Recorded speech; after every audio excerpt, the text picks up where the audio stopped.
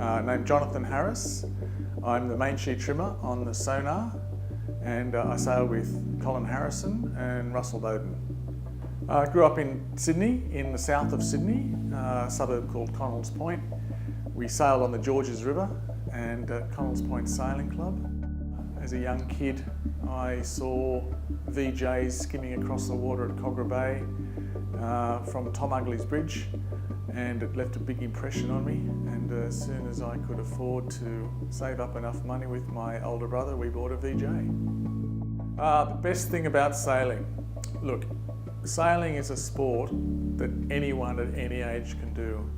I started when I was 14. I'm now in my late 50s.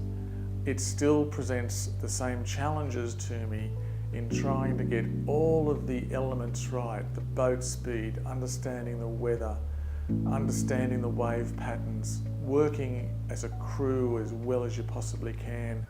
Those challenges are there, and they'll be there as long as I can still keep sailing with whoever I'm sailing with. It just makes it a very challenging sport, and no one ever gets to the point where they can sit back and say, I'm as good as you can ever be, because there's always more you can do to learn. What's the worst thing about sailing? I've tried very hard to think about that, and I can't think of anything about the sport I do not like. So there's nothing bad about sailing. My favourite sailing venue in Australia has to be off the Cronulla beaches. Okay, my favourite sailing venue that I've ever sailed in is in the south of France, in the Côte d'Azur. It's a big regatta centre called Hieres. It's sort of an hour from Saint-Tropez, and the beauty of that is it's just the most beautiful water, and you've got the backdrop of the mountains of Provence behind you. Anyone with a disability that wants to get involved in Paralympic sailing, it's not as difficult as it might seem.